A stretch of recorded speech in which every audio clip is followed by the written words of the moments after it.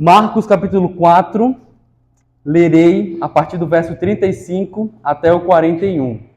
Marcos 4, 35 ao 41. Marcos 4, a partir do verso 35, assim diz a palavra do Senhor. Naquele dia, sendo já tarde, Jesus disse aos discípulos: Vamos passar para outra margem. E eles, despedindo a multidão, o levaram assim como estava no barco. E outros barcos o seguiam. Ora, levantou-se grande temporal de vento, e as ondas se arremessavam contra o barco, de modo que o mesmo já estava se enchendo de água. E Jesus estava na popa, dormindo sobre o travesseiro. Os discípulos o acordaram e lhe disseram: Mestre, o Senhor não se importa que pereçamos? E ele, despertando, repreendeu o vento e disse ao mar: Acalme-se, fique quieto. O vento se aquietou e tudo ficou bem calmo. Então Jesus lhes perguntou: Por que vocês são tão medrosos? Como é que ainda não têm fé? E eles, possuídos de grande temor, diziam uns aos outros: Quem é este que até o vento e o mar lhe obedecem? Vamos mais uma vez ao Senhor em oração? Senhor Deus, quem é este? Ó Senhor, nós sabemos que somente pela Tua palavra, pelo poder que se encontra no Senhor, pelo poder da Tua palavra, nós podemos ser transformados. Assim como o Senhor pode mover os mares, os oceanos, as nuvens, nós pedimos, move o nosso coração para Ti, Senhor. Ó Deus, que o Senhor esteja tirando toda a surdez espiritual para que nós conheçamos verdadeiramente o Senhor e que qualquer cegueira, qualquer dificuldade em enxergar a Tua glória seja então sanada e o Senhor então se revele a nós. Ó Deus, use esse tempo para que o Senhor esteja trabalhando no nosso coração e que Tua palavra seja pregada fielmente e ouvida de acordo com a sua doutrina. É no nome do nosso Senhor Jesus Cristo que nós oramos. Amém. Meus irmãos, antes de meditarmos na passagem especificamente que foi lida, nós podemos ter em mente algumas considerações sobre o livro de Marcos como um todo. O Evangelho segundo Marcos, ele é um evangelho que foca considerável parte dos seus escritos para relatar as ações de Jesus, os atos de Jesus. E esses atos, eles têm um papel fundamental de testificar, confirmar quem Jesus realmente é. E sobre isso, sobre quem Jesus era, sobre quem Jesus é, se você olhar lá em Marcos 1:1, nas primeiras palavras do livro, as palavras que se encontram ali já testificam sobre o Senhor Jesus. Porque está escrito em Marcos 1:1 dessa forma: princípio do Evangelho de Jesus Cristo, Filho de Deus. As palavras que se encontram neste livro, elas testificam que Jesus Cristo é o Filho de Deus, o próprio Messias prometido. Portanto, ao longo da leitura do livro, nós podemos perceber várias vezes que a autoridade de Jesus ela é confirmada e que a obra de salvação seria cumprida por ele. E então, a partir de Marcos 4:36, Marcos passa para uma relação de milagres feitos por Jesus, demonstrando então essa autoridade, demonstrando o seu poder sobre as forças da natureza, também sobre as trevas, sobre as enfermidades e até sobre a morte, trazendo pessoas à vida. E na passagem de hoje nós veremos então o Senhor Jesus revelando que Ele é o Senhor das tempestades, inteiramente soberano. E que somente nele nós devemos depositar a nossa fé, mesmo em meio aos medos e às ansiedades. O texto bíblico nos mostra que Jesus e seus discípulos eles se encontravam em uma região na margem do Mar da Galileia. Como está escrito lá em Marcos 4:1, início desse capítulo, Jesus ele começou a ensinar outra vez à beira-mar e uma numerosa multidão se reuniu em volta dele, de modo que ele, Jesus, entrou num barco onde se assentou, afastando-se da praia, e todo o povo estava à beira-mar na praia. Então aqui nós temos uma multidão que se aproxima de Jesus, e para que ele possa então ensinar de maneira mais audível a todos, sem que fique um aperto ali, ele sobe num barco e fica então afastado da praia, para que possa alcançar a sua voz de maneira melhor, né? E então, ali, o mar da Galileia, provavelmente Jesus passou horas ali, naquela margem, pregando à multidão e aos seus discípulos. E após esse dia de ensino, com parábolas e suas explicações, sendo já tarde, como nós vemos no verso 35, Jesus se volta aos seus discípulos e os chama para outra margem do mar da Galileia. E então no verso 36 está escrito: e eles, despedindo a multidão, o levaram assim como estava, no barco, e outros barcos o seguiam. O mar da Galileia, apesar de ser chamado de mar, ele é um grande lago. Ele é um enorme lago de água doce. Lago de água doce, isso mesmo. Que existe até hoje, inclusive. Mas as dimensões dele são tão grandes que é por isso que ele é chamado de mar. Varia o tamanho nas medidas, mas chega a mais ou menos 20 quilômetros de comprimento por 13 quilômetros de largura. Para os irmãos terem noção, a Avenida Ceará, que é a maior avenida da nossa cidade, ela tem 6,5 km. Esse lago, o Mar da Galileia, ele tem 20 km por 13. Então faz sentido chamar esse lago de Mar da Galileia. E é por isso, então, e pelas características próprias da região do Mar da Galileia, que tem uma altitude bem abaixo do nível do mar, aquela região, e por ser rodeado de montanhas. Além disso, a profundidade dele ser considerável, a profundidade do lago em si, quando passam ventos ali, passam ventos fortes por aquela região, com alguma frequência, pode acontecer de ondas de 2 a 3 metros de altura serem formadas, mesmo sendo um lago. E foi isso que aconteceu naquele dia. E é por isso, então, que aconteceu essa grande tempestade que nós vemos no verso 37. Levantou-se grande temporal de vento e as ondas se arremessavam contra o barco, de modo que o mesmo já estava se enchendo de água. Meus irmãos, eu acredito que eu estou certo em dizer que qualquer um de nós, em uma situação como essa, teria dúvida se sairia dali vivo.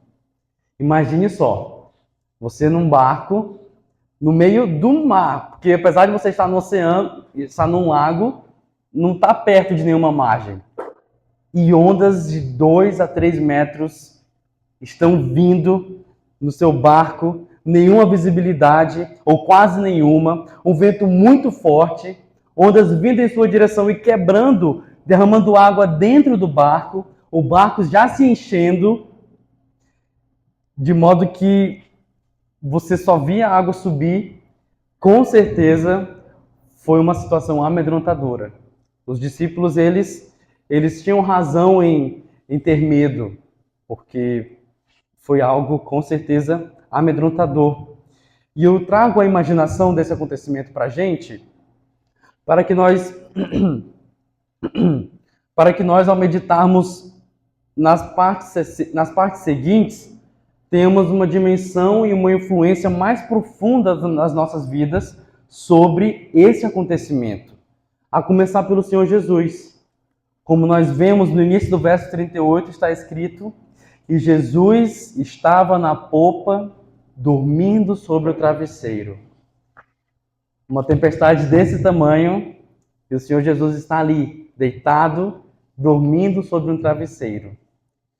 Ele com certeza estava exausto. Ele passou o dia ensinando. Após um dia então de longo trabalho, como foi todo o seu ministério, ele deveria estar bem cansado. E Jesus dormia.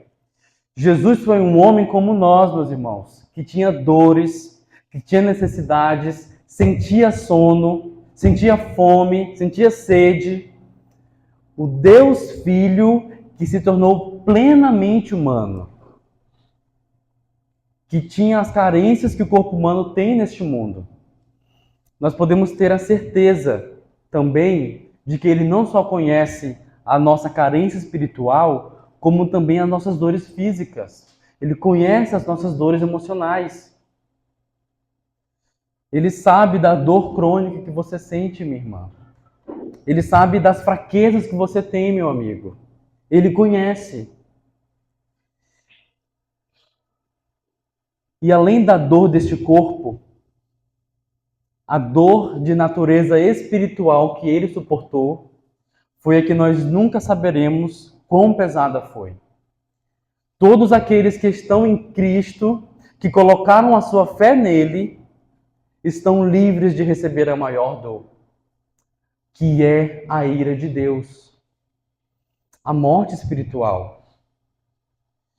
Porque Jesus Cristo recebeu essa dor na cruz do Calvário. E a nossa condenação, então, a morte, foi derramada sobre ele. Dor essa que é de valor infinito. Assim como é infinita a sujeira do nosso pecado e a desonra do nosso pecado diante do Senhor. Há um só Deus e um só mediador entre Deus e os homens. Cristo Jesus, homem. 1 Timóteo 2,5. Amém, meus irmãos? É por isso que nós nos apegamos ao Evangelho. Mesmo em meio ao sofrimento nessa terra, sofrimento este que é passageiro, porque Ele já tomou sobre si as nossas dores, as nossas maiores e insuportáveis dores. Mas além de apontar-nos a sua natureza humana, esse sono de Jesus aqui, meus irmãos, em meio à tempestade, ele nos deixa claro em quem ele descansava, em quem Jesus descansava. Nós podemos antes nos lembrar de outro homem que estava em condições parecidas, que inclusive tivemos uma série de pregações sobre este livro, o livro de Jonas. As condições parecidas que eu me refiro eram que ambos estavam dentro de um barco, em meio às águas, eles estavam em uma grande tempestade e os dois estavam dormindo. Porém, como o pastor Edson pregou, Jonas não estava dormindo o mesmo tipo de sono que nós vemos aqui sobre o Senhor Jesus. Jonas não estava dormindo o sono da paz, não estava dormindo o sono da paz em Deus. Era um sono que buscava se distanciar de Deus, como que se esquecer do Senhor, como que em desobediência a Ele. Mas Jesus, que é maior do que Jonas, ele inverte os aspectos negativos dessa história. Jesus, ele dormia no travesseiro da confiança em Deus. Esse era o travesseiro de Jesus. Era daí que vinha a sua paz, porque ele confiava no Pai. Ele poderia dizer, como está escrito no Salmo 4:8, Salmo esse que foi escrito por Davi, mas ele poderia dizer melhor do que o próprio Davi. Ele poderia dizer, em paz me deito e logo pego no sono, porque só Tu, Senhor, me faz repousar em segurança. No Salmo 4:8, a confiança de Davi, ela é expressa no sono que aponta também para Jesus, o supremo rei davídico. Ele que é o rei perfeito, que confia perfeitamente em Deus. E essa foi a postura do Senhor em meio à tempestade. Confiança. Confiança essa que pode dizer que em paz se deitará e dormirá. Nós já passamos por situações e você pode imaginar vezes em que você estava cansado, você estava fisicamente cansado, mas o seu olho não pregava, parece que tinha alguma coisa segurando. Então, não é o simples cansaço que está relacionado, mas a confiança no Senhor aqui também é apontada. O Senhor Jesus dorme porque ele confia. Mas agora, olhemos para os outros que estavam naquele barco. Versículo 38. A continuação dele. Os discípulos o acordaram e lhe disseram: Mestre, o Senhor não se importa que pereçamos? Mestre, o Senhor não se importa que pereçamos? Não se importa que a gente morra? Os discípulos, eles então olham para Jesus dormindo e eles interpretam como se o Senhor não se importasse com eles. Há aqui, meus irmãos, uma certa indignação que é pecaminosa por parte dos discípulos. Jesus, em nenhum momento que eles estiveram com ele em nenhum momento falou nenhuma palavra ou agiu de nenhuma forma que desse aos discípulos a sugestão de que eles não podiam confiar em Jesus. Ele não deu nenhum motivo para acharem que Jesus não se importava com eles. Mas ao ver então como Jesus estava naquela situação, as suas reações naturais foram de achar que Jesus não se importava. E aqui eu quero que pensemos em uma reação parecida que nós temos também a tentação de ter para com o nosso próximo. Talvez aconteça com você com alguma frequência, ocasiões, por exemplo, quando alguma pessoa pergunta alguma coisa para você, ou então ela faz um simples comentário, e você encara aquilo como se ela estivesse contra você, em oposição a você. E aí então a sua reação já é de se defender. Ou então você traz palavras que nem são necessárias, tendo em vista a pergunta que a pessoa fez inicialmente, ou nós guardamos no coração e deixamos aquilo ficar plantado no solo do nosso coração. E assim a amargura ela vai sendo cultivada no coração. Meus irmãos, nós precisamos pedir perdão ao Senhor pelo nosso coração fechado, rancoroso. Eu sei que existem vezes que nós realmente somos ofendidos e nós temos também que estender o perdão em situações como essa, mas essa postura defensiva que sem motivos nós reagimos desconfiando do próximo, isso é fruto de egoísmo. Nós então centramos-nos em nós mesmos e pensamos então antes de qualquer situação não sermos ofendidos. Essa é a nossa preocupação inicial. E isso é fruto de egoísmo. Nós estamos colocando o ego, o eu mesmo em primeiro lugar. Devemos vigiar, meus irmãos, para que essas ervas daninhas, essas ervas que muitas vezes, esses males que não são perceptíveis, eles não encontrem lugar no solo do nosso coração. E mais uma vez, lembrando a história de Jonas, nós podemos perceber aqui, fazendo outra comparação e outro interessante contraste. Em Jonas 1,6, nós temos que o capitão do navio, que era um homem ímpio, ele mesmo sem conhecer o Deus verdadeiro, ele chega para Jonas e o que ele pede para Jonas? Ele pede para Jonas que ele orasse. Ele pede para que Jonas invocasse o Deus dele, para que eles fossem salvos. Um ímpio pede para Jonas para que ele ore e invoque o Senhor. Mas agora olhemos aqui para os discípulos no Mar da Galileia. Eles estavam com quem no seu barco? O próprio Deus. O Deus verdadeiro. O Deus encarnado estava naquele barco. E pelas palavras que Jesus proferiu no verso 40, é confirmado a nós que os discípulos eles não buscaram a Jesus confiantes de que Jesus tinha total capacidade e poder para transformar aquela situação, se ele quisesse. Eles não buscaram a Cristo com fé nele. Eles buscaram a Cristo, eles acordaram Jesus, mas não foi confiantes de que o Senhor estava ali e ele podia transformar aquela circunstância. É possível que alguma vez, nós lendo esse texto, já pensamos como que eles não confiaram em Jesus. Eles estavam no mesmo barco de Cristo. Eles já tinham visto centenas de milagres, já tinham visto várias curas de Jesus, eles já tinham visto muitas atitudes grandiosas, atos miraculosos do Senhor. E mesmo assim, eles não estavam seguros de que estavam com Cristo. Como eles não confiaram? E esses pensamentos, eles estão corretos. E o Senhor Jesus, ele é o Rei do Universo. Faz sentido pensar assim. Mas nós temos que ter também mais misericórdia com nossos irmãos discípulos. Sabe por quê?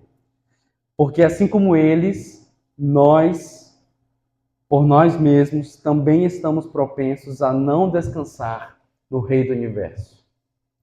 Por vezes, nós também temos sido tomados por medos e ansiedades e esquecemos que as nossas vidas, elas estão seguras, estão asseguradas pelo Senhor.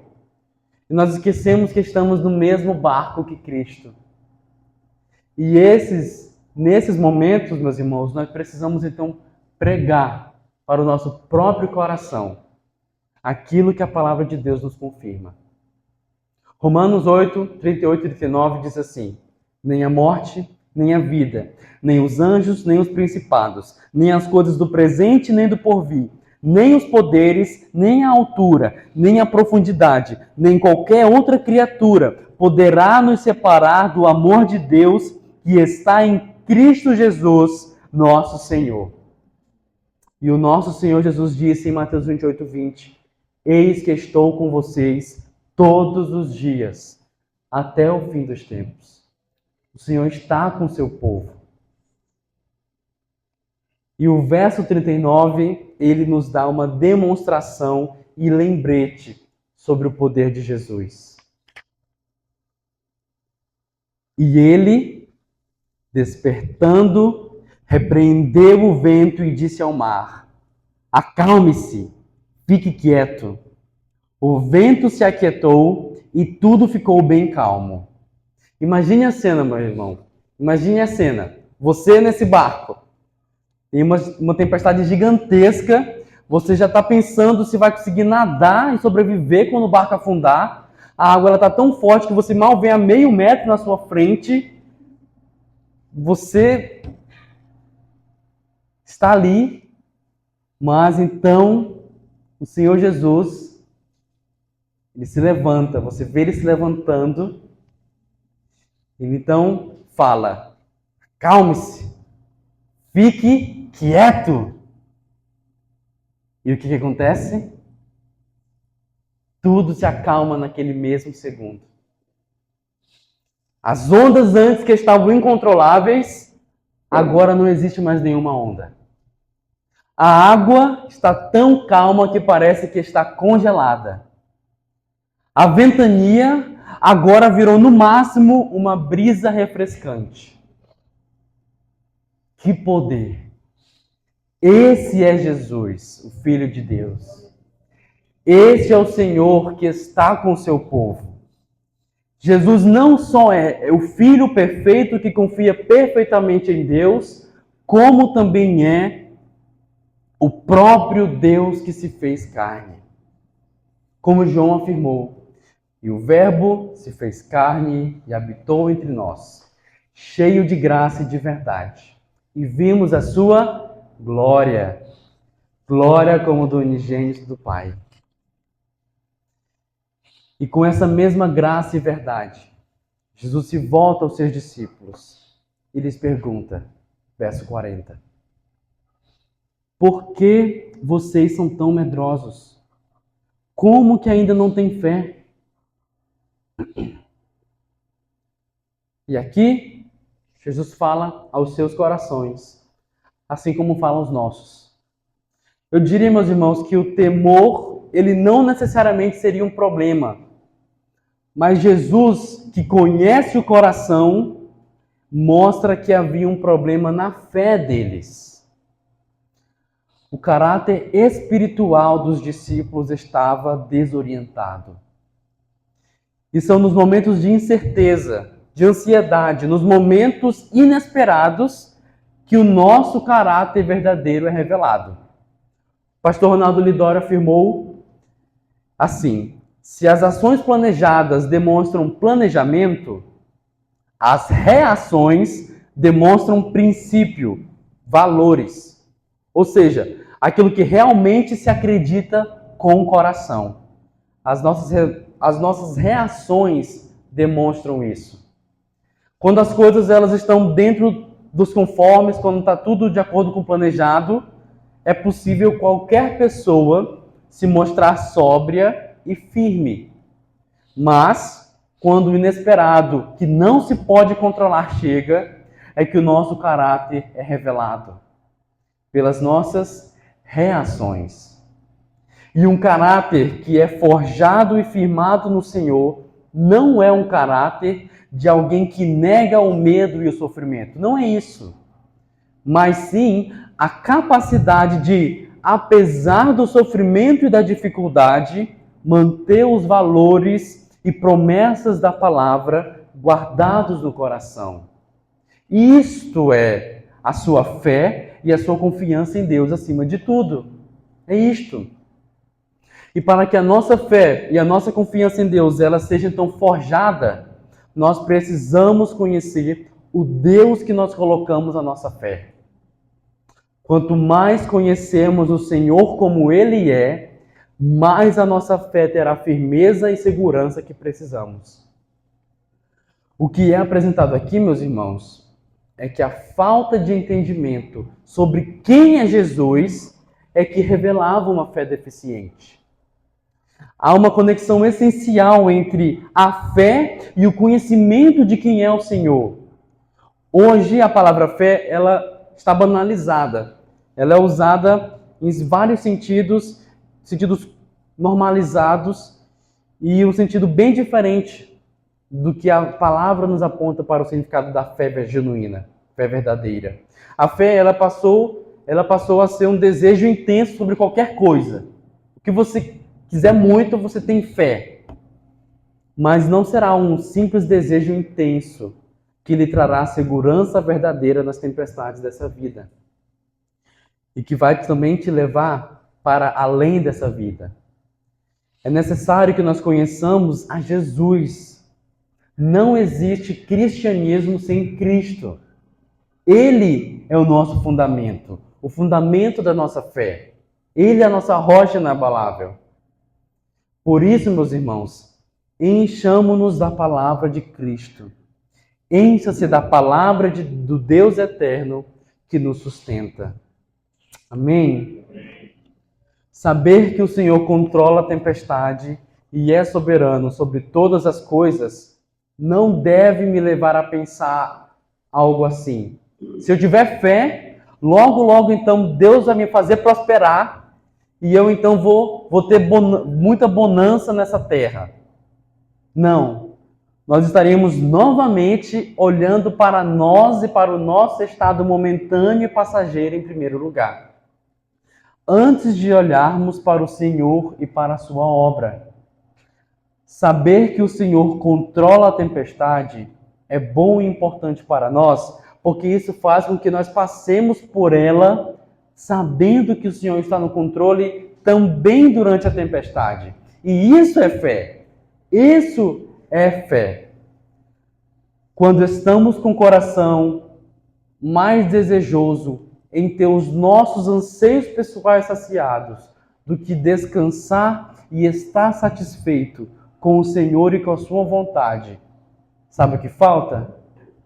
Falta mais evangelho. O que falta para nós é refletirmos de onde nós fomos tirados, meditando então na obra maravilhosa do Senhor que nos tirou das trevas.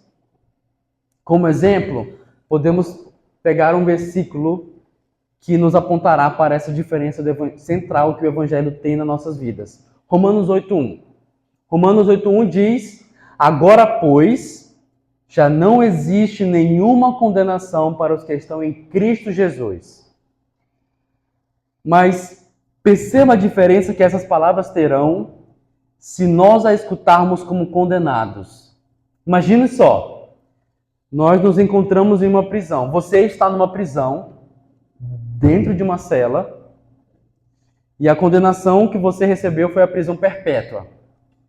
E foi uma condenação justa. Você deveria receber essa condenação. E nós sabemos que além de eterna, além de perpétua, essa condenação, ela seria receber a ira de Deus. Porque essa é a condenação justa para o pecado. Então, chega um mensageiro, vem até você está lá na cela. Então, chega um mensageiro com uma chave em sua mão e ele abre a cela. Ele abre a cela e então ele fala Romanos 8:1. Ele abriu a cela e falou: agora, pois, já não existe nenhuma condenação para as que estão em Cristo Jesus. Mudou o peso? Isso está agora um pouco mais perto do real do que aconteceu na minha e na sua vida, que já recebeu o Senhor Jesus Cristo. Várias vezes, meus irmãos, nós somos rápidos em considerar a situação que nós nos encontrávamos antes de Cristo. Mas nós éramos inimigos de Deus. E somente por causa do Evangelho é que nós fomos transformados em seus filhos. Através do Evangelho, há um milagre maravilhoso que o Senhor tem operado em nós diariamente. E esse é o milagre da fé, por meio também do Evangelho. E agora, nós vemos a reação final dos discípulos. Eles, possuídos de grande temor, diziam uns aos outros: quem é este que até o vento e o mar lhe obedecem? Quem é este? Quem é este? Uma passagem que responde essa pergunta se encontra no Salmo 107. Eu convido que os irmãos abram suas Bíblias no Salmo 107. É bem provável, inclusive, que os discípulos se recordaram desse salmo em algum momento depois deste acontecimento. O Salmo 107 rende ação de graças ao Senhor e cita então várias situações que apontam para Deus como refúgio na tribulação. Dentre elas, no perigo dos mares, que era a circunstância que os discípulos se encontravam. Salmo 107, a partir do verso 23. Os que tomando navios descem aos mares, os que fazem comércio na imensidade das águas. Esses veem as obras do Senhor e as suas maravilhas nas profundezas do abismo. Pois Deus falou e fez levantar o vento tempestuoso que elevou as ondas do mar. Subiram até os céus, desceram até os abismos. No meio destas angústias, desfalecia-lhes a alma. Andaram e cambalearam como bêbados, e de nada adiantou a sua habilidade. Provavelmente era assim que os discípulos estavam. Verso 28. Então, na sua angústia, clamaram ao Senhor, e Ele os livrou das suas tribulações. Fez cessar a tormenta, e as ondas se acalmaram. Então se alegraram com a calmaria, e assim os levou ao porto desejado.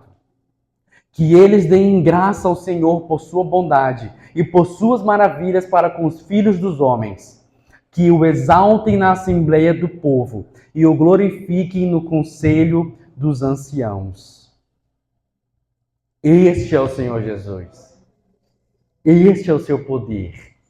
Era este Senhor que estava naquele barco. Amém, meus irmãos? Para concluir, eu quero compartilhar um breve relato de um homem chamado John Paton. John Paton foi um missionário escocês, um homem que amava o Senhor e amava a sua palavra. E ele foi um homem escocês que no século XIX levou o evangelho para as Ilhas Novas Hébridas. Ilhas Novas Hébridas é a atual Vanuatu. Vocês conhecem, né? Vanuatu é uma pequena região que fica no continente da Oceania, o mesmo continente da Austrália. É uma região que tem várias ilhas. É como se fosse um conjunto de ilhas que forma o Vanuatu. E lá, então, John Paton conviveu com nativos que tinham práticas como o infanticídio, sacrifício das viúvas quando seus maridos morriam e até mesmo canibalismo, comendo a carne dos seus inimigos. Porém, ao longo do seu ministério, ele também, depois de mais de década pregando o evangelho e persistindo na obra do Senhor, ele também chegou a ter a graça de ver toda a ilha de Aniwa, que era uma ilha dessa região, se voltar para Cristo. E o relato que eu quero ler foi de quando, em uma das muitas vezes que ele foi ameaçado de morte, somente a sua confiança de que o Senhor estava no controle lhe sustentou. Ele, enquanto tentava escapar de Tana, outra ilha da região, ao fim de 4 anos de perigos, ele e seu amigo estavam cercados por nativos em fúria, que disputavam para ver quem daria o primeiro golpe. E sobre esse momento, depois ele relatou na sua biografia: meu coração se elevou para o Senhor Jesus. Eu o vi assistindo toda a cena. Minha paz voltou a mim como uma onda vinda de Deus. Percebi que era imortal até que o trabalho de meu mestre estivesse terminado.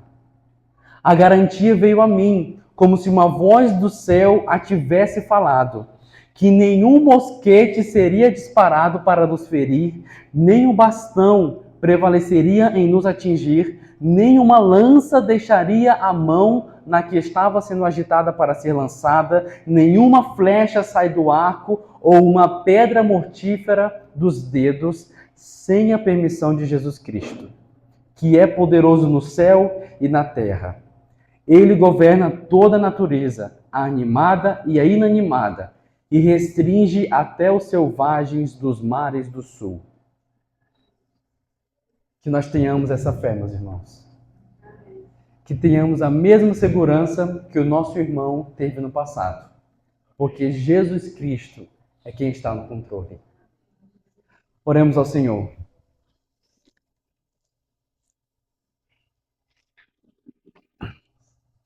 Senhor Jesus Cristo, somente o Senhor para nos guardar em meio a toda a tempestade da vida. Ó Deus, nós te rogamos, trabalha em nosso coração, Senhor. Nós queremos estar mais perto de Ti.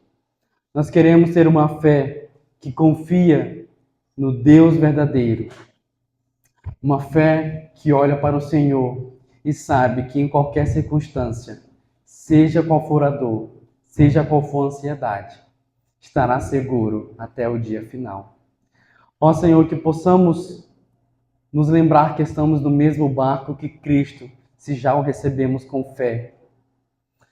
Que possamos então permanecer nesse barco até o dia em que o Senhor nos receberá, quando atravessarmos o rio. Ó Senhor, louvado seja o Teu santo nome. Guarda-nos em Ti, que nossa confiança glorifique ao Senhor e revele aos povos que somente no Senhor há verdadeiro refúgio. Em nome do Senhor Jesus Cristo que nós oramos. Amém. Amém.